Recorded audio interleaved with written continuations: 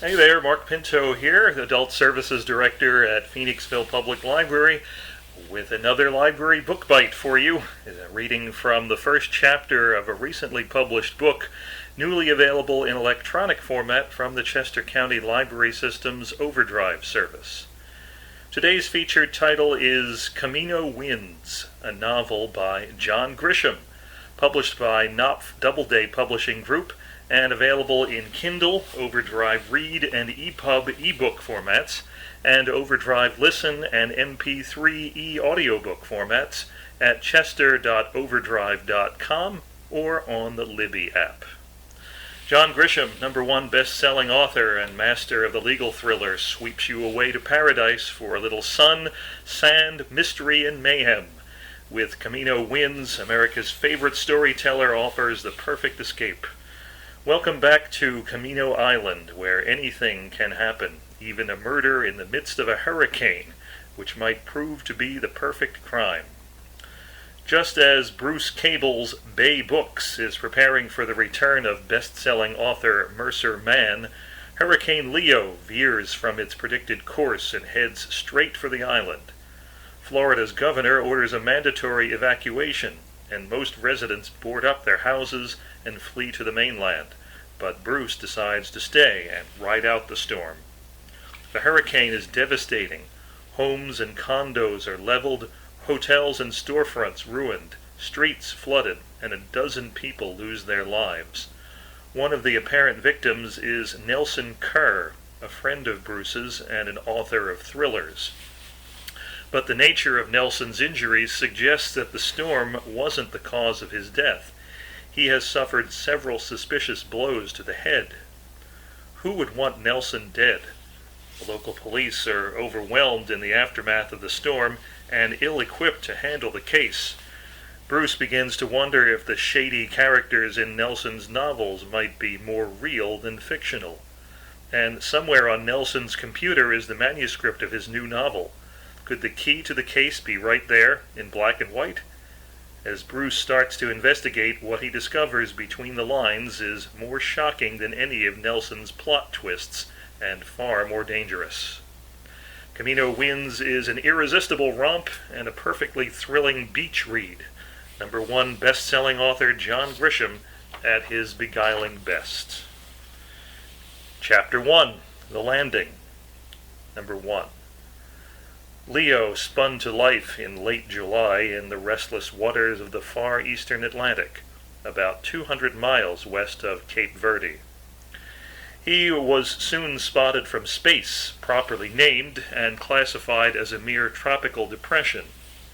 Within hours, he had been upgraded to a tropical storm.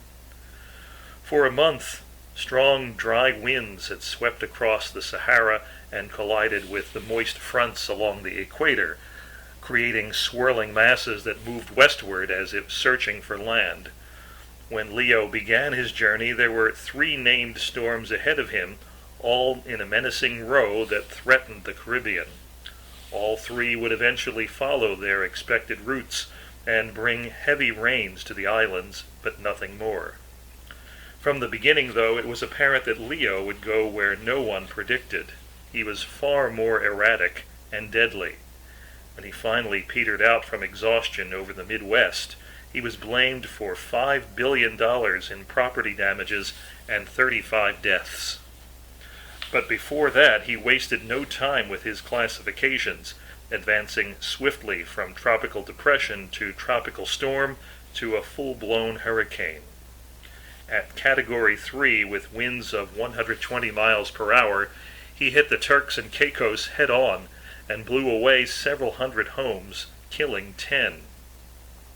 He skirted low beneath Crooked Island, took a slight left, and aimed for Cuba before stalling south of Andros. His eye weakened as he lost steam and limped across Cuba, once again as a lowly depression with plenty of rain but unimpressive winds. He turned south in time to flood Jamaica and the Caymans. Then, in a startling 12-hour period, he reorganized with a perfect eye and turned north toward the warm and inviting waters of the Gulf of Mexico. His trackers drew a line straight at Biloxi, the usual target, but by then they knew better than to make predictions. Leo seemed to have a mind of his own, and no use for their models. Once again he rapidly grew in size and speed, and in less than 2 days had his own news special on cable, and Vegas was posting odds on the landing site.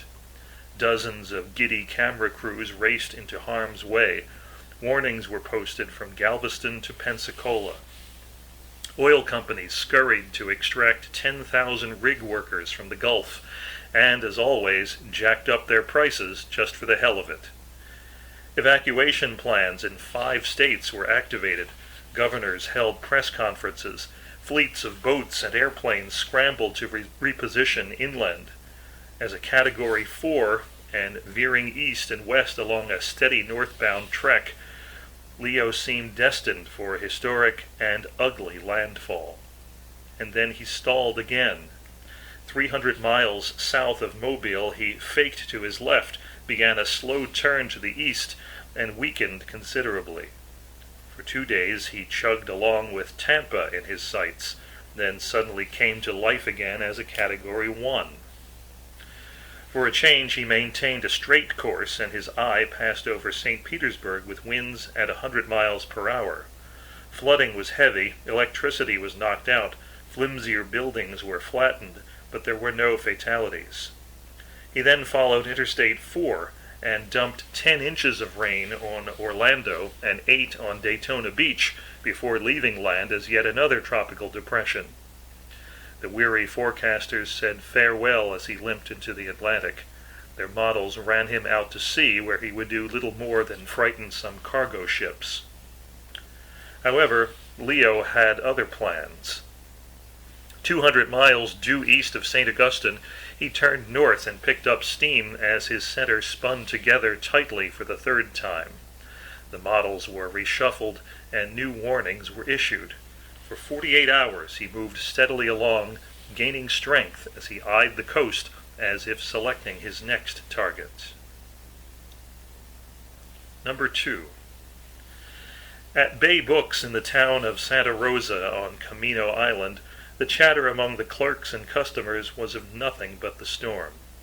Indeed, across the island, as well as from Jacksonville to the south and Savannah to the north, everyone was watching Leo and talking about him non-stop. By now, most folks were well informed and could say with authority that no Florida beach north of Daytona had taken a direct hit in decades. There had been plenty of glancing blows as the hurricanes hurried north toward the Carolinas. One theory was that the Gulf Stream 60 miles out acted as a barrier to protect the Florida beaches, and it would do so again with pesky Leo. Another theory was that the luck had run out and it was time for the big one. The models were a hot topic. The Hurricane Center in Miami was now plotting a trajectory that sent Leo farther out to sea without landfall. But the Europeans had him coming ashore south of Savannah as a Category 4 with massive flooding in the low country. If Leo had proved anything, though, it was that he cared nothing for the models. Bruce Cable, the owner of Bay Books, kept one eye on the Weather Channel while he hustled customers and chided his staff to get about their business. There wasn't a cloud in the sky, and Bruce bought into the legend that Camino Island was immune to dangerous hurricanes. He'd been there for 24 years and had not seen a destructive storm. His store hosted at least 4 readings a week, and a major appearance was on for tomorrow night. Surely Leo would not disrupt the pleasant homecoming Bruce had planned for one of his favorite authors. Mercer Mann was ending a 2-month summer tour that had been wildly successful. Her second novel, Tessa, was the talk of the trade and currently in the top 10 on all the bestseller lists. Its reviews were glowing, and it was selling faster than anyone had expected. Labeled literary fiction, as opposed to one of the more popular genres, it had seemed destined for the lower rungs of the lists, if it made it at all. Its publisher, along with its author, had dreamed of selling 30,000 in hardcover and ebook combined, but the novel was already beyond that. Mercer had deep roots on the island, having summered there as a girl with her grandmother, Tessa, the inspiration for the novel. 3 years earlier, she had spent a month on the beach in the family cottage and managed to entangle herself in some local mischief. She had also had a quick fling with Bruce, just another in his long line of trysts. But Bruce wasn't thinking about another fling, or at least he was trying to convince himself he wasn't. He was busy running the store and drumming up a crowd for Mercer's big event. Bay Books was a powerhouse on the national bookstore circuit because Bruce could always pull in a crowd and move the inventory. The New York publishers clamored to get their writers to the island, and many of them were young ladies on the road and looking for a good time. Bruce loved writers, and he wined and dined them, promoted their books, and partied with them. Mercer had been down that road and wasn't going back, primarily because she was being escorted on her summer tour by a new boyfriend. Bruce didn't care. He was just delighted she was on the island and riding high with a superb new novel. He had read The Galleys 6 months earlier and had been promoting it ever since. As usual, when he loved a book, he had sent dozens of handwritten notes to friends and customers touting Tessa. He had called booksellers across the country and encouraged them to stock up. He had chatted with Mercer for hours on the phone and advised her on where to tour, what stores to avoid, which reviewers to ignore, and which journalists to spend time with. He had even passed along some unsolicited editorial comments, some of which she appreciated, some she ignored. Tessa was her breakout novel, her golden moment to establish a career that Bruce had believed in since her first book, which had been largely neglected. She had never stopped adoring him, their little fling aside, along with a rather serious breach of confidence that surrounded it, for which he had forgiven her. Bruce was a lovable, though roguish character, and an undeniable force in the brutal world of bookselling. Number 3. They met for lunch the day before her appearance at a restaurant at the end of Main Street in Santa Rosa, 6 blocks from the bookstore. Lunch for Bruce was always in a downtown restaurant with a bottle of wine or two, and usually with a sales rep or a visiting writer or one of the locals he supported. Business lunches with receipts saved for the accountant. He arrived a few minutes early and went straight to his favorite table on the deck with a view of the busy harbor. He flirted with the waitress and ordered a bottle of Sancerre. When Mercer swept in, he stood and hugged her and offered a firm handshake to Thomas, her companion these days. They took their seats and Bruce poured the wine. Leo had to be discussed because he was still out there, but Bruce quickly dismissed him as nothing but a distraction. "He's headed to Nag's Head," he said confidently. Mercer was prettier than ever, her long dark hair cut shorter, her hazel eyes glowing with all the success that a bestseller could bring.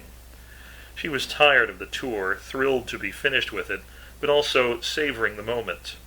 34 stops in 51 days, she said with a smile. "You're lucky," Bruce said. "As you well know, publishers don't like to spend money these days. You're killing it, Mercer. I've seen 18 reviews, all but one positive. Did you see Seattle? That jerk doesn't like anything. I know him. I called him when I saw the review and said harsh things." "Bruce, really?" "It's my job. I protect my writers. I'll punch him if I ever meet him." Thomas laughed and said, "Hit him a lick for me." Bruce raised his glass and said, "Come on, cheers to Tessa, number 5 on the Times list, and moving up." They took a celebratory sip of wine. Mercer said, "It's still hard to believe."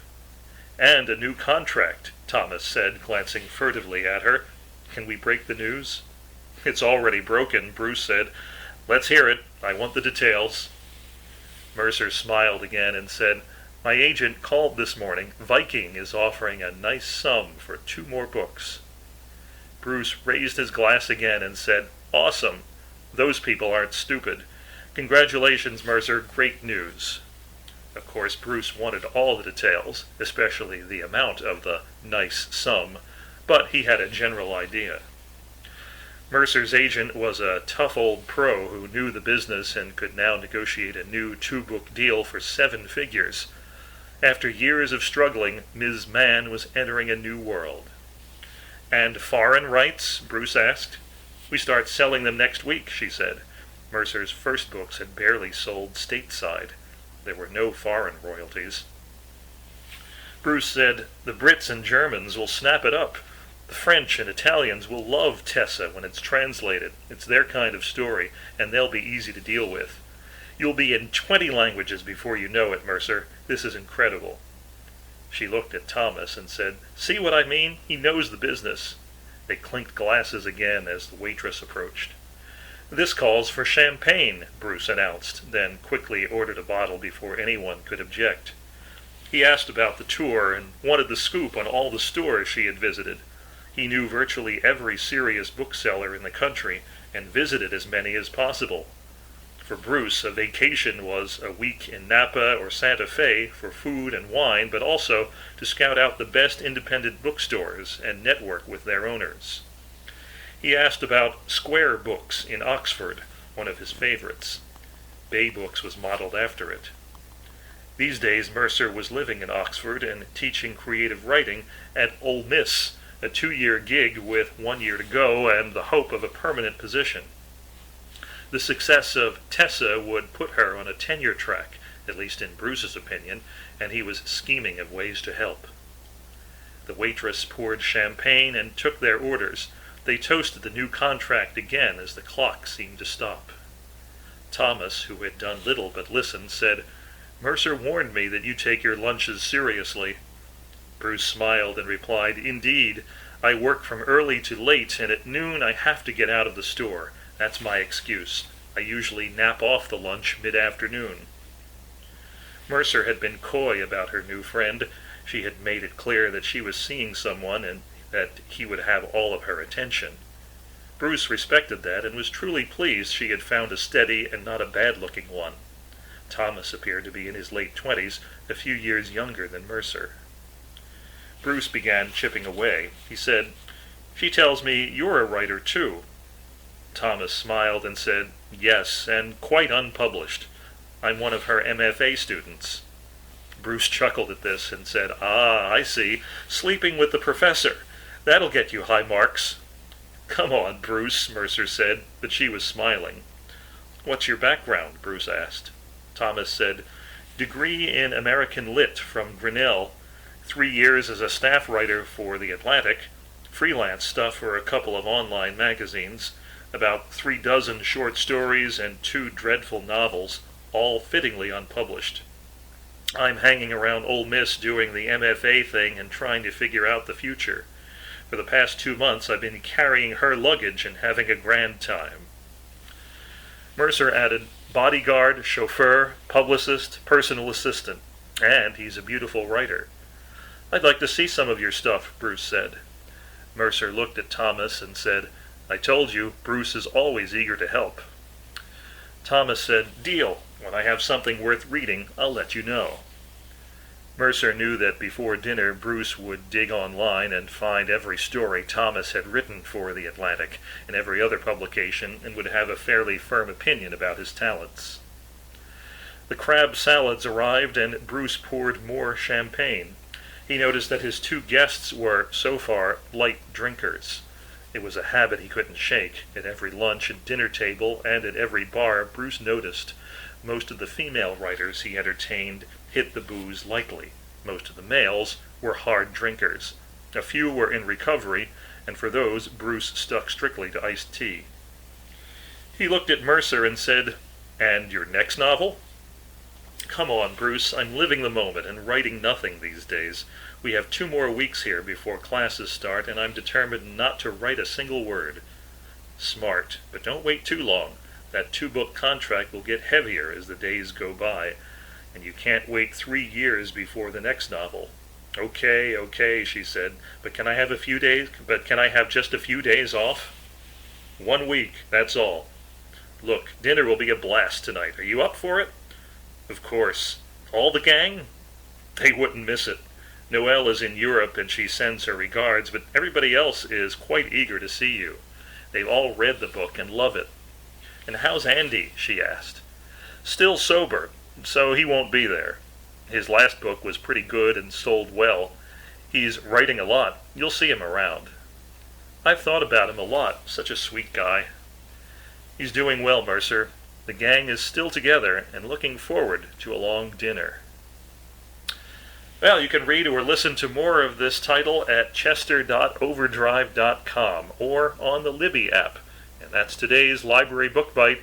I'm Mark Pinto. Thanks again for listening.